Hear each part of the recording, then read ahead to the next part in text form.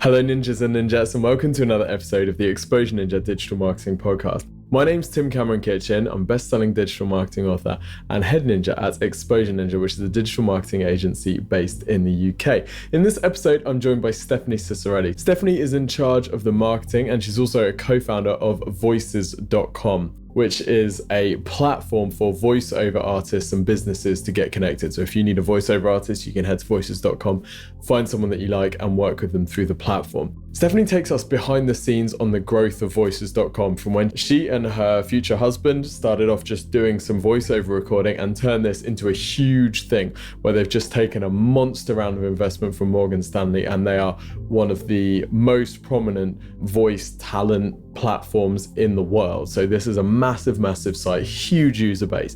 And it's really interesting to hear how she's grown it and taken it from just being the talent to turning it into this huge platform. So really interesting insight behind the scenes on that, their thought process as they grew it into the platform, also their marketing channels, and we find out about how their blogging and their content marketing is contributing to their organic growth, which Stephanie considers to be the most important marketing channel that they have. So I think you're going to get a lot out of this episode, whether you're growing a business, whether you're doing the marketing for a business, whether or not you're, related to doing voiceover stuff, it doesn't really matter at all. The point is here that Stephanie and David have built a platform and it's become very successful, and they've done a lot of it through search engine marketing. So really interesting show. I hope you enjoy it. And if you want some free help with your digital marketing, then don't forget we offer a free 20-minute video where we'll look through your website, your competitors' sites, and we'll show you areas that you could be tweaking and optimizing to generate more sales through your site. So if you want this, then go over to exposureninja.com/review. That's exposureninja.com/review.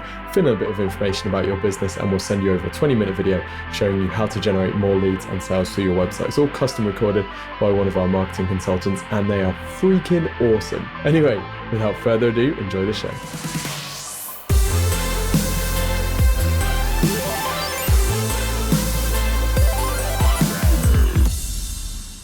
Well, Stephanie, welcome to the show. Well, thank you very much, Tim. It's a pleasure to be here. So I know you've got some very exciting news, haven't you? Maybe you want to share your exciting news and introduce yourself and voices.com. All right. So I'm Stephanie Ciccarelli. I'm the co-founder and chief brand officer of voices.com. We're an online marketplace. We've been connecting businesses and brands with voiceover talent all over the world now for over a decade. And it's just really exciting. But something that's super exciting, I would say, about our company in recent days is that we've had the pleasure of being able to announce a Series A fundraising, investment, basically, from Morgan Stanley Expansion Capital. So we're really pumped about that.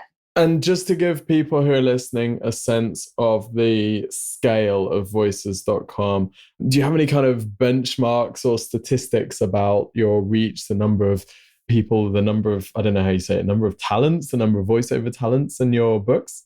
Sure. Well, we serve customers all over the world, and they're in over 139 countries. So that's pretty cool. But, of all of those wonderful people around the world, we serve almost 500,000 users. So what you're looking at here is almost an even split between the voice talent, who are the sellers, in this case in the marketplace, and the clients who hire them, who are the buyers, of course. So they are representative advertising agencies.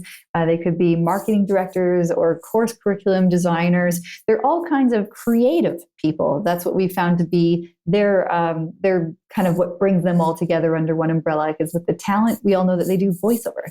But with our clients, because they do come from so many different sectors and industries, the tie that binds is really being a creative in charge of hiring someone to record a voiceover. This business didn't start with, your goal to be completely dominant in this market. Is that right? It started with you actually being the talent. Have I got that right? Oh yeah, absolutely. So my background is in voice, and I went to school for vocal music. I have a degree in music. But anyway, yeah, that's where I've come from. My whole life I've been using my voice to sing or in acting, musical theater. And, it really did start with me kind of wanting to do more with that instrument. And eventually, that desire led to creating a demo. And this is something I never had before, but needed, because as anyone knows, if you want to show someone what you can do without actually having to do it for them, you need to create some kind of a portfolio or some kind of a show reel, if you will, like depending on if you're in film or in advertising. And for singers, that's like just having a sample of your voice recorded. So one day, my momager, or my mom, who's kind of like what you might call somebody who's your manager, but also your mom, far more business savvy than I was at that time. I was in first year university, and she's like, Stephanie, driving you around to all these auditions and you're doing all these wonderful things, you're booking all these weddings and you've got steady singing gigs. But whenever somebody wants to hire you, they can't listen to what you sound like without actually listening to you perform. So she thought, well, you know what? They have these MP3s now, because this is back in 2002, of course, and you can make a demo of your voice, a recording, and then we can just like put that up on a website or something. But that's pretty smart. So long story short, one day my mom comes across a newspaper article in our local paper, and it's about this young man who's opened a recording studio in downtown London. And my mom just cuts it out. She's thinking, this is the ticket. We've been talking about this demo. We're going to finally do it. And so she puts it on my bed for me to find. And I come home from a long day of being at school and learning about music theory and history and doing a choir and whatnot. And I see this article, and it's just there. And it has this young man who you might have figured out by now is my husband. But anyway, back then he was not. Some people may call it fate, but I believe that everything happens for a reason. So anyway, that article led to me contacting David and asking for a tour of his studio and saying, I might want to record something with you. So let's get together and chat about what that might look like. So I took the city bus down from the university, and that day I met with him and we decided that we would in fact work together. His background, just to give you a little bit of an understanding, is in audio engineering. So he went to school for the audio side of what our market does. And I had gone to school for more of the vocal performance side of what we do now. And so putting those two skills together, the knowledge of the technology, but then also the background in performance and understanding of the vocal instrument and what it means to kind of put yourself out there and get work. It was really foundational to starting this company. And we started it, slowly by doing a job here and there. Like that same article happened to bring more awareness to what he could do. And so, there would be local hair salon or some other place that, they're having a conference and they need a voicemail recorded, or they kind of needed something done, commercial, whatever it might be. And so they asked him, no, do you have any female voice talent who can record this? And so, he asked me basically. And so that kind of started our foray into this business. And he had studied voiceover and what it was in his recording school. But for me, it was a completely new thing. I knew I was just reading, I was reading something aloud, but people would pay you to do it. And it was kind of an interesting career. But ultimately, we would get more of those requests. And as the months and years went on, we got married and we have family and decided that the studio side of things was not what we wanted to do anymore. It was more about our own thing. We were doing, audio branding and voiceover became part of that. Okay, so firstly, your mum must be feeling really smug about putting that article on your bed, right? Because she not only found you a business, she found you a husband. Yeah, I know that she does take credit for that. I mean, if she hadn't done that, then who knows how that may have come to pass. So I think there's a special place in her heart for that day when she did that, for sure. Love it. I love it. So you doing the creative and David doing the technical, that became Interactive Voices, didn't it? Was that when it turned into an agency rather than just you? It was kind of like, I want to make sure I give you the right way of how it happened. Because there were little steps here and there. So he started out as a recording studio, and that's how I met him. But, over time, we said, no more musicians coming in the house at 7 p.m. and leaving at 10. That's kind of not a lifestyle that you could keep doing when you had an infant, and just essentially, interactivevoices.com was our way of telling the world that we could actually produce audio for them. So it wasn't an agency. It was more of just like, two people in London, Ontario, producing really, great work, but we were giving the impression that maybe we're a little bit bigger than we were. So it wasn't just like, David and Stephanie run this business. And we kind of, we've always thought bigger than we were, I think. And because of that, we were able to therefore attract other people who wanted to be part of what we were, because they saw that I was the lone female voice on the website that you could hire.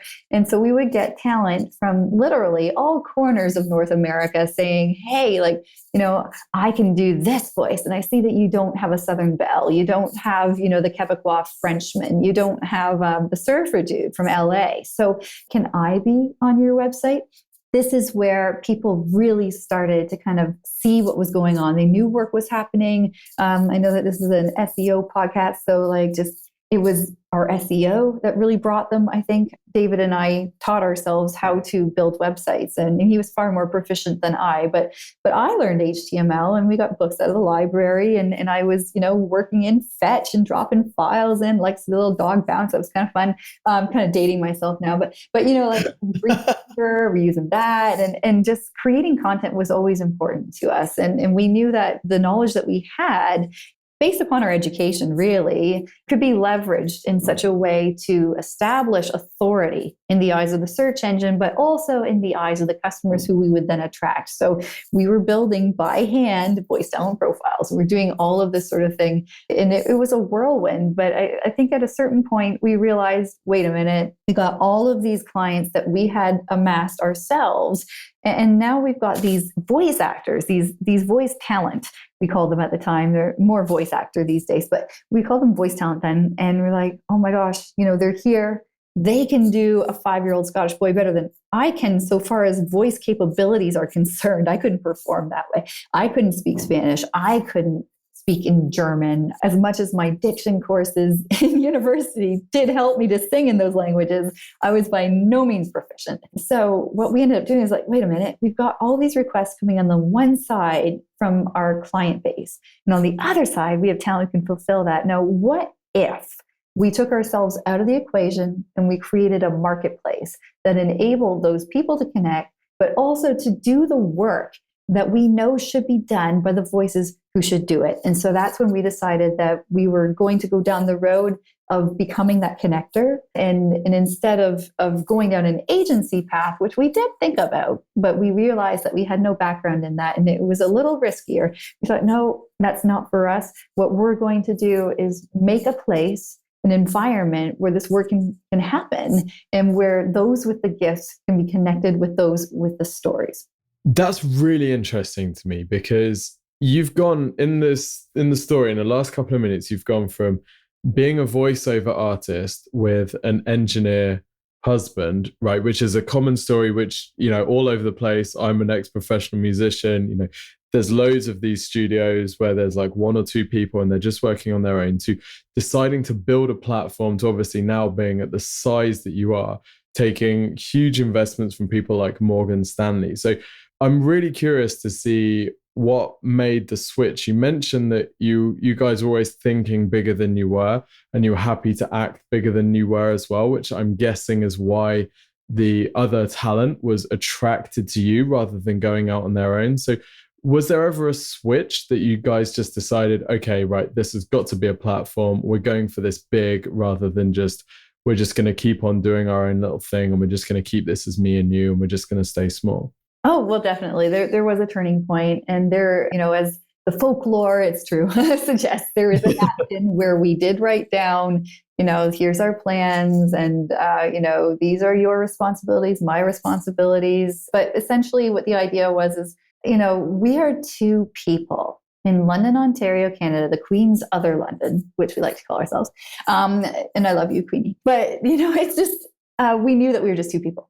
And if there were so many others who were out there doing this amazing work, and as I said, no one person can be everything to everyone, right? In terms of their ability to perform and the voice type and the styles and so on. And I thought, as drawing on my background in university, I was actually the gigs commissioner on the Students' Council. And so what my role was in the music faculty was to help connect my peers with other people who needed their skills. So let's say the president of the university needed a string quartet to come and to perform at some event that he was hosting. Well, they would call down to the Faculty of Music at Western and say, we need to have a string quartet. So that request would come to me, and I would be the one to go through my list of people, the gigs list, as it was called, and, find a string quartet, find a few of them, and then refer them off to that person who would then hire one of those groups. So it seemed only natural to take what we had learned back in my university days and apply that, but in a different way. We're still connectors, but in this case, it's a marketplace, and it would do such an amazing job because it scales, and people can do this through automation, and they can search on their own, they can contact people, they can work together. It just seemed like we were trying to make things easier for everybody. And, having the marketplace was a far better option than being an agent and having to try to manage every little thing, having to try to, go by the honor system. Basically, someone would have to tell us if they booked something. It was just not in our wheelhouse to do, but, always thinking bigger, as you said, thinking, is this a $100,000 idea? And if yes, let's do it. That was part of the plan. And certainly it was, because we thought, if we could sell so many voice talent subscriptions at this price point, then we could hit $100,000. And that was definitely part of our plan. It's interesting that you considered the agency model as a kind of it sounds like you considered it to be more risky than the platform model. Is that right? Oh, yeah. Which is interesting because there's a lot more agencies out there than platforms, right? It seems like there's a proven growth model to be a talent agency, and you can just see other people and you can copy it, whereas a platform, it's quite a gutsy move to say, right, we're going to be the platform. Obviously, a platform, you need scale in order for it to work. Otherwise, the talent is like, I'm not getting any gigs, and the people who come to the site are like, there's not enough talent here. So there's a kind of chicken and egg thing. But you guys just decided, right, we're going to do it. We're going to take the $100,000 option. We're going to be the platform rather than the agency. It's just interesting that you chose it that way around, I think. Yeah, well, as I say, we were doing what we knew. So we were more in the headspace of being good marketers, and marketing for us came easily, creating content, adding value, serving people, understanding the instrument, being able to have vision. That's where kind of David and I are different. David and I are different in that he has a vision for how he wants to architect things. So, he has kind of like, oh, well, this is the system side, this is how we're going to organize it. This is the workflow, the way that things happen. Whereas on my side, it's more of the creative side and how we're going to connect with people and make them feel good about using this website and engage them and teach them, things that we know and add value to their lives. I think that it was just such a way that we knew we had to go, because we literally knew nothing about the legalities of being an agent. We didn't know anything about representing people and what that meant. We were in Canada, and most of these people were in the United States. It's just so hard, when you don't know something, you really have very little business trying to get into that. It's more about, you want to educate yourself, hire the right people, figure it out. But we didn't have time for that. It was more of we wanted to do something right away, something that used our talents and our skills and our gifts as they were.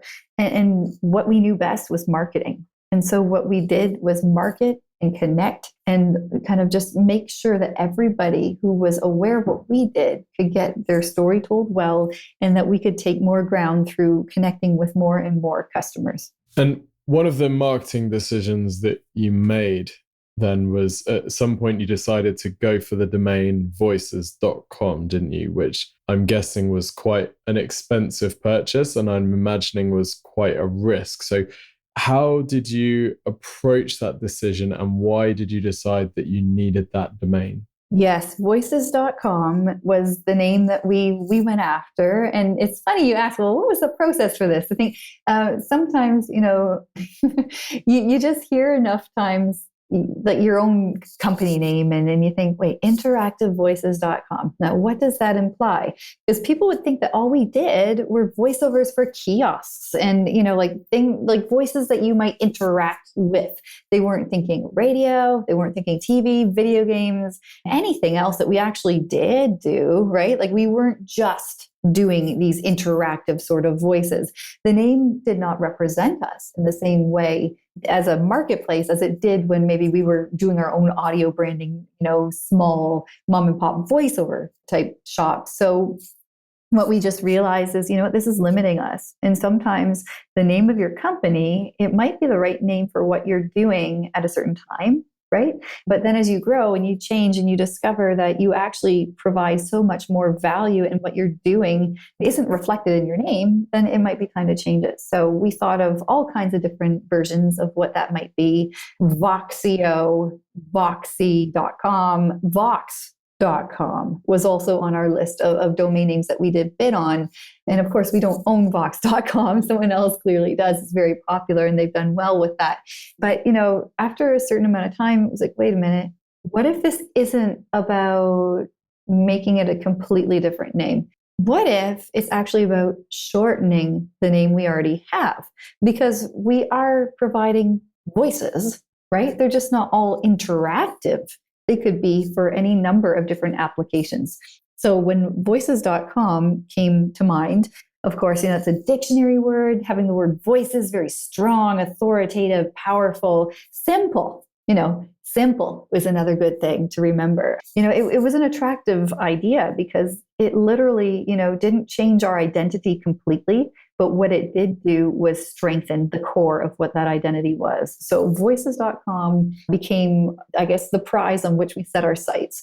And what we did was we went through our lawyer and he approached the owner of the website and said, curious if you're selling, are you interested? And if so, what price would you ask?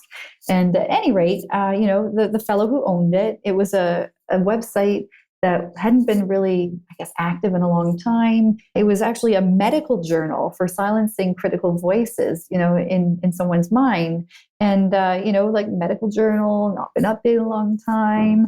Also happened to have a vintage that is older than Google itself. So voices.com, the domain name, predates google.com. I believe it's 1998 is how old that domain name is, voices.com. So we knew this, and we knew that and especially back then, part of Google's algorithm included just how old a domain name was, and that added to its authoritativeness. So, as soon as we had bought voices.com, we benefited from SEO tremendously, but, it was expensive, as you noted. So it wasn't just something that, bootstrapped entrepreneurs could just, go and buy So the fellow wanted $50,000 for it.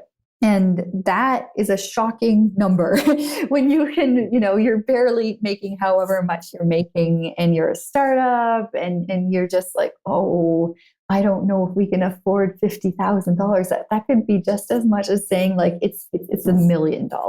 It was that far out of reach mentally for us at that point. But as I say, that lawyer had taught us to never take no for an answer. So we went back to the bargaining table and he suggested that, well, what if we broke these payments into installments? This big, massive $50,000 doesn't need to be that. And maybe it doesn't even need to be that. So we were able to negotiate a deal where the website, the domain name, I should say, costs $30,000. And we made payments quarterly of, I believe, about $5,000 a piece. And so when we made our first payment, because this was agreeable to the fellow, he transferred the DNS. We were able to just benefit from being voices.com almost immediately. That's awesome. So obviously having that domain and having that authority allowed you to grow. So the relative cost of those other quarterly payments once you got to them was smaller because you'd already been able to grow thanks to the domain, right? Right. It just amplified what we were already doing. Our search results increased, obviously, but also the authoritative brand presence of being voices.com. That is so different from being interactivevoices.com. And when we told our customers that we were going to change our name, we thought, well, we better prepare them. We want to make sure they go to the right place. And of course, we'd have 301 redirects and all of that. But, this is not just a technical change. This is like an emotional change. This is a brand decision being made, and customers are involved. And so we told them, we're going to be voices.com. Isn't that awesome? And they said, oh, thank you. Because they all realized that this was going to be a good thing. But some of them were like, oh, it hurt my fingers to type interactivevoices.com. And so you get like a bunch of silly, responses, all positive, but just kind of like, but it's true. People would confuse our name. They would think it was Voices Interactive or Interactive Voice. So being voices.com really fixed that problem for us. The odd time someone might still type in voice.com thinking it's voices.com. But we're doing really, really well because it's a strong name. And now I think it's safe to say our customers feel better typing it in too. I want to ask you about the marketing and kind of building the site in the first place, because you're one of those businesses, aren't you, where there could be a real chicken and egg problem. Lots of directory sites have this, where they need to get listings in order to get traffic. And in order for people to want to do a listing, they need to already have traffic. So how did you approach the split between needing talent and needing clients to use that talent? How did you start the chicken and egg process? Yeah, that's awesome. Chickens and eggs. So how we started that was we went after voice talent first, because, you can have demand, but if you don't have the supply for the demand, then, they're not going to come. So fortunately, as I had said earlier, we were a studio before, and we also had audio production services that we ourselves provided. And because of that, we had a handful or a dozen or so clients of our own that we were able to migrate onto the website. So in some ways, it was kind of like, well, we have a small pool of clients who will be needing these voices. But what we did was we strategically sought out professional voice artists who were listing themselves online at the time. So I have to remember, this is in the days of the Yahoo directory, when that was the big thing, if you're listening there, you're a somebody. And it really was one of the only directories out there at the time. So I wrote to every one of those talent individually, and I had visited all of their websites. I had listened to many of their demos, like every person I listened to at least one audio file that they had. And I just wanted to be able to connect with them in a deeper, more personal way. Because when you're doing business online, there is an element of anonymity. There's kind of people don't see you. And the only way to kind of prove that this isn't some canned email they're getting, is some person who's just sending this en masse, is that you have to tell them something that you could only know if you had actually listened to their demo, if you had been to their website. Personalizing communications to people in that way through email, I think, was more than likely the reason for why that worked, why getting all of those people on board worked. So the first day, or the first few days that we were doing this, it was really hard. I was emailing all day long, I should say, just listening to demos and writing things up and giving people an idea of why it is that we thought that they were really talented and that what they had to offer would be amazing for our clients. And so, one by one, people would start to, come and subscribe and do that. So it was funny, but the first day that we did this, the next morning we woke up and there was $5,000 in our PayPal account. Because these efforts do pay off, right? And when you know that there's a need and you can help to fulfill that need, in this case, it was the talent needing to have more opportunities to get work, then, you're helping somebody. And I think at the end of the day, that's really why we're all in business, is to give a solution, to provide a solution to someone's problem. And in doing so, to help yourself in the process to earn a living and to create value for others. Very, very true. So you started off by attracting the talent, and you mentioned that you were individually writing their profile pages, which obviously helps your ranking and helps bring in some organic traffic for clients. What's the split today with your marketing? Are you mostly looking to attract talent or mostly looking to attract clients? That is a great question. And I think in the beginning of our business, we spent so much time with attracting voice talent that now we have a critical mass of those people. Now, what keeps websites like ours or any marketplace going is that you need to have enough demand. Like there just has to be a constant, steady stream of jobs or asks or requests or engagements that you have available to those people who are subscribing and wanting to have access to opportunity. So back then, it definitely was about building up our talent base. And mainly it was because we didn't know how to charge the clients. We didn't know how to monetize them at first. So it made the most sense for us to keep, looking for more talent subscribers because they would subscribe annually or monthly. We have that option as well. And then over time, we did learn how to monetize the client side. But in the early days, all of it was very much talent. But I would say now it took a drastic swing in terms of direction. So it's more about getting those clients and more new business on that side through our advertising and marketing efforts than it is about seeking new talent. That isn't to say that we don't enjoy having new talent come on the website, because we do. Obviously, like in advertising and marketing, you always want to have something fresh. You always need to bring in the next generation and bring in different voice styles and all of this and more languages, more people speaking those languages that are harder to locate. But for us, the lifeblood of the farm are the engagements, these jobs that the voice artists are auditioning for. So that's where we put the lion's share of our efforts and our resources toward, is getting more clients who will hire the voice talent. And what are the main marketing channels that you're using to get these people? Obviously, organic is still going to be a huge one for you, right? Oh, definitely. We're using organic through our content that we create, but a lot of those efforts and those resources do go towards Google AdWords, for instance. That's always been a wonderful tool for us. Our SEM efforts are immense. we're like always wanting to be on top of whatever the newest thing is. Remarketing, just any variety of ways that we can be providing another touch point or an impression that brings people back to voices.com is a positive thing for us. But I'm glad that you brought up organic, because we have a large marketing team, I would say. And part of my love for what I do is in giving back to others and producing content that is of value to them. So we've had a blog since 2005. We've been podcasting since 2005 in one way or another. And over time, that content has shifted gears in terms of who that audience is. And it's primarily, as the client side, the advertising agencies, the creative directors. But, it's amazing just how much value people derive from the content that we produce and how that helps to bring more people and more authority in the eyes of the search engines too. It's really interesting, isn't it? And I can see on your site, you've got the blog, which is mostly for the clients, and then you've got the resource library, which seems to be more help for the talent. So you've kind of got these two content sections, which are targeted at each different audience. Is that accurate?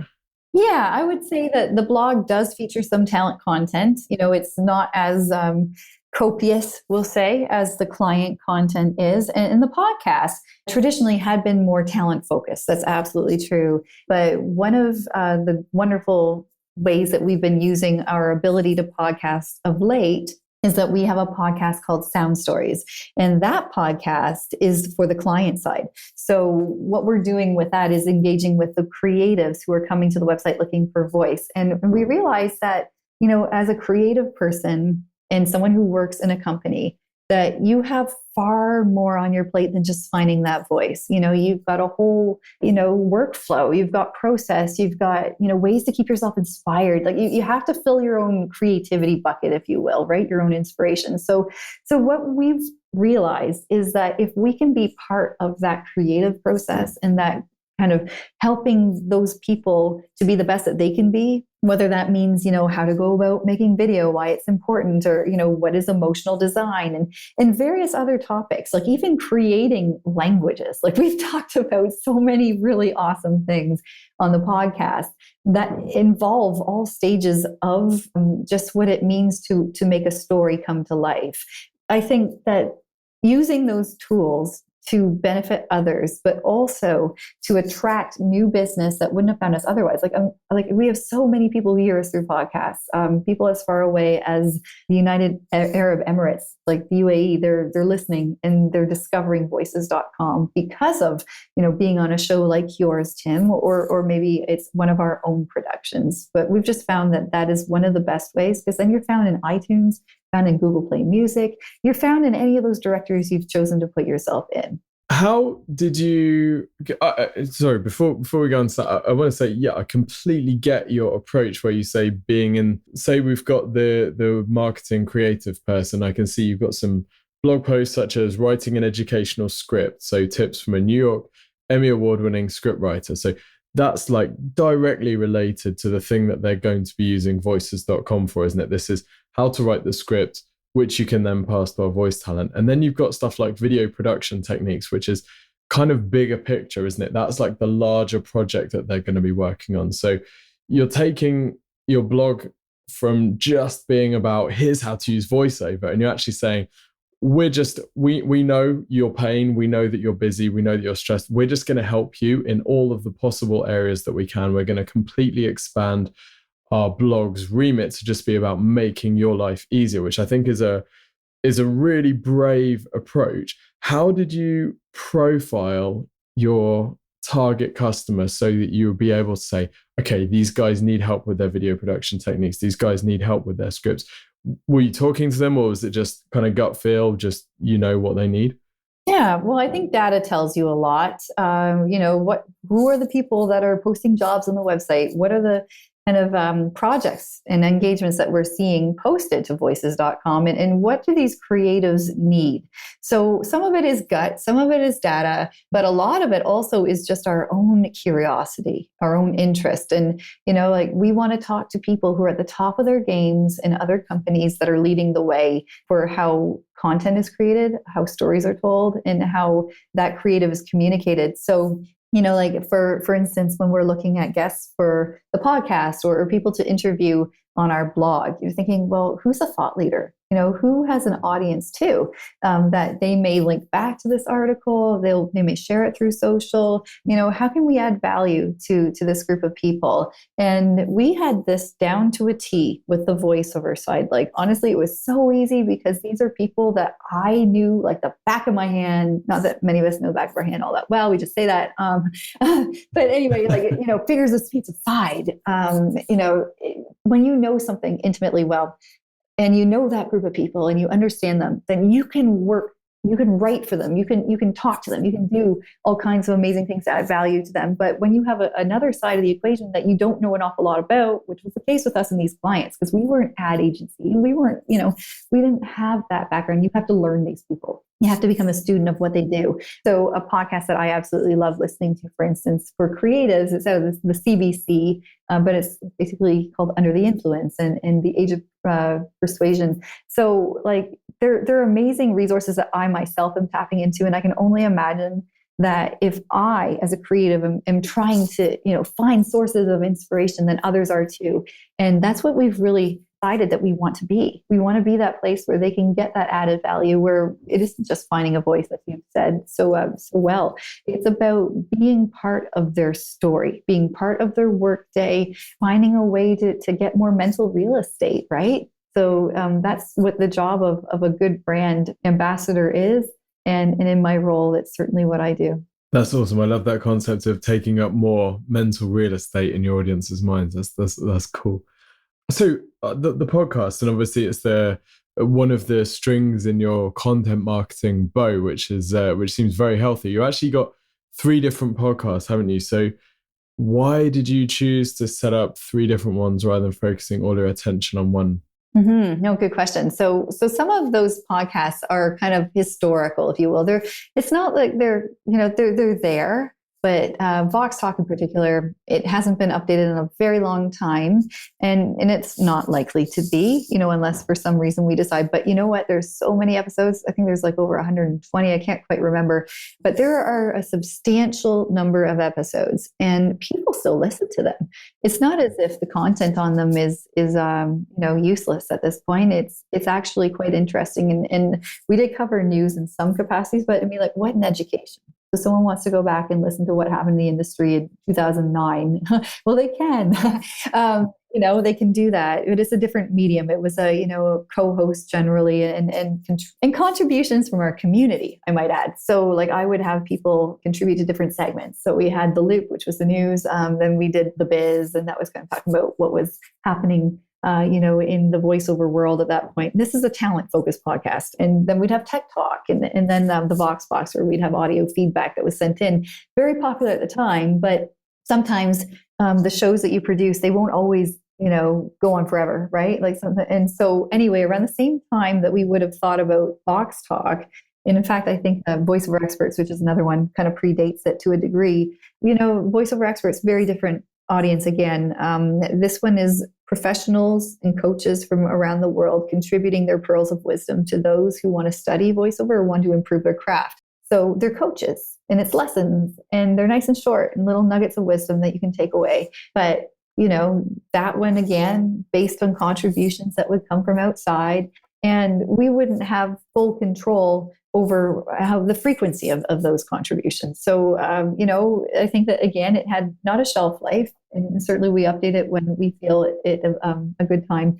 But we wanted to be able to have a show that we could fully control the creative around it, so far as when it was happening, like the logistics, the audience, the topics, everything. We were going to shape this to help our customers. So with Sound Stories, which started just in January of 2017, we've had, I want to say 19 or 20 episodes by now go out. Like this week, we actually have an episode launching on Thursday. We release every 2 weeks. And it's featuring one of the great creative minds from Lumosity. So, they create apps that likely those listening have had the benefit of downloading and playing, like brain games in a way, right? So she's talking about emotional design. And like these are topics that are at the heart and the core of why people make things. And when we can talk about topics that matter on a deeper level that kind of inform the whole person as opposed to, just this one little tiny part of what you do, then I find that we're able to help not just ourselves in a way to, rank more for this and that and whatever that we want to rank for, but it's about helping others to grow and creating more of a culture of community among these people where we, it's been splintered in a lot of ways because they all have different jobs and different things they're doing. But the common denominator, as I said, is that they're creatives. So if we can feed the creative soul, and if we can help to create community around what they are doing on our website, as we had done so well with the voiceover artists, then I think that it would just, I don't even know how big it could get, but it's just tremendously valuable. And we're really excited about being part of that world with our customers. That's awesome. Do you treat the podcast as a brand building tool, or are you using them as a direct response, like you're tracking the number of conversions that you get and you're thinking about it really kind of statistically? What's the balance there? Right. So I think with any efforts in that direction, you have to be thinking more about awareness. As you pointed out, it's more about creating more links out there, about authority in terms of your knowledge and being able to share it. The podcast is not going to function in the same way or perform in the same direct way metrics wise as, say, an awesome Google AdWords campaign. Like you can't expect that out of something that is meant to bring people to just even knowing who you are. It's not an ad in that way. So how we see the podcast is really more of just an exercise in brand awareness, in creating meaningful and valuable tools that people can use and learn from to help to build community more so than anything, and to add value. Like I don't even know how to say it any better than that, but a lot of what people do when they create content in a way that, is freely accessible to others, like say your blog or podcasts or videos. You want them to perform, but they will have different objectives than say, your ad campaign or there are so many other ways to measure success in that intangible realm, sentiment being one. Like, of course, you can kind of gauge that in certain sort of metrics ways, but, like you can't, Net Promoter Score does help you to know where you stand as a brand so far as your reputation, help if people refer others to you. But there are other elements, I think, within just creating something like the podcast that you'll never be able to measure. It's more of a heart measurement and that brand real estate that you have within someone's mind. And I don't think you can calculate that. This is very, very true. This is very true. I'm just curious. So obviously you've got some direct response stuff out there, like the Google AdWords, and then you've got the mental real estate stuff, right? So you've got the podcast and you've got, to an extent, the content marketing. I know it's going to be bringing in organic traffic, but it's also there to just kind of build awareness and be in your clients and in your talent's head, isn't it? So if you could just pick one marketing channel to go forward with and everything else you had to turn off or delete, what would you choose? Oh, it's like, no, because I guess the first thing you'd think of is like, well, what makes us the most money? What would hurt to turn off, right? Turning off Google, if I could be so bold, would be the thing that would hurt, because we do love our organic and we do love our paid. And, we have the great, I guess, just privilege of ranking very well in the search engines, and that we need to thank our abilities to produce content and our people who make it, and just the intelligence that's here in this office building.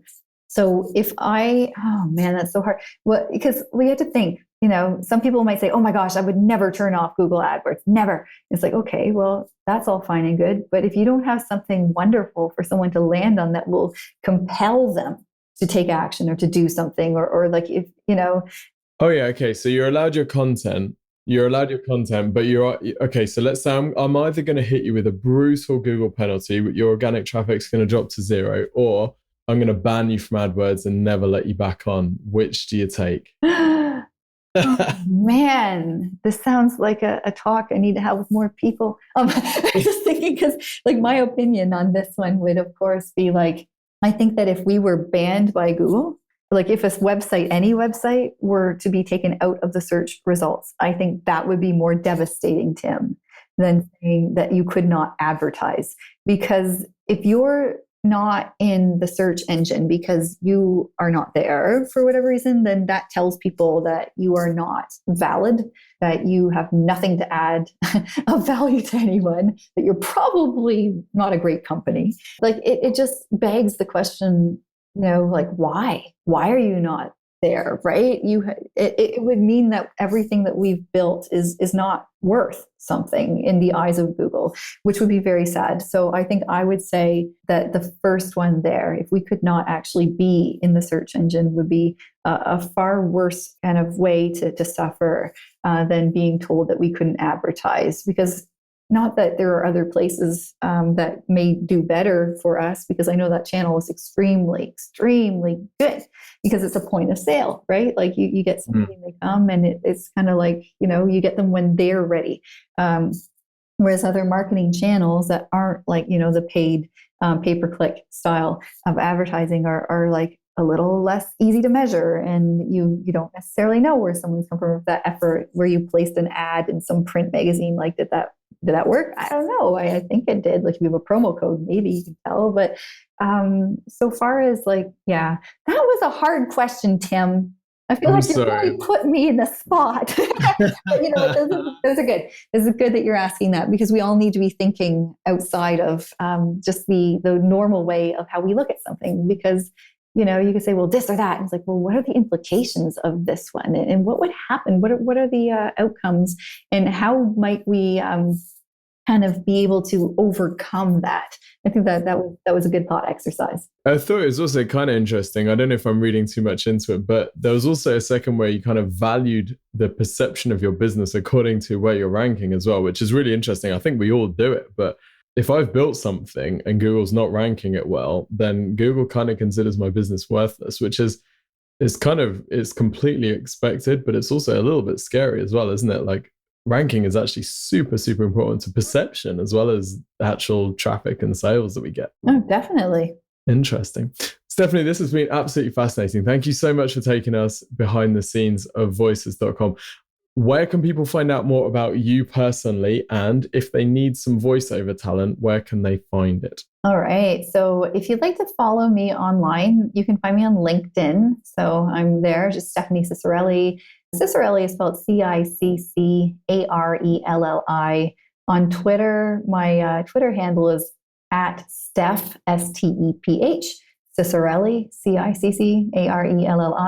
You know, I'm pretty much there if you want to find me socially, but if you would like to do anything with voices.com to help you find your brand voice, learn more about, what does it mean to even have a voicemail recorded and what's most effective or how do I get the right narrator for this audiobook or video and why does it matter? Why should I hire a professional? Well, we've got all the answers for you at voices.com. If you want to skip straight to the blog, you're welcome to go to voices.com/blog. Similarly, if you're looking for the Sound Stories podcast, you can just look for Sound Stories from voices.com in iTunes or in Google Play or wherever you might happen to find your podcast. Awesome. And I can vouch for the blog as it's a great place to find out about content marketing in general. Obviously, there's a heavy voice and video slant, but it's just a really good resource for business owners who want to do some more good content marketing. Stephanie, thank you so much for joining us. And thank you, everybody, for tuning in. And well, thank you very much, Tim.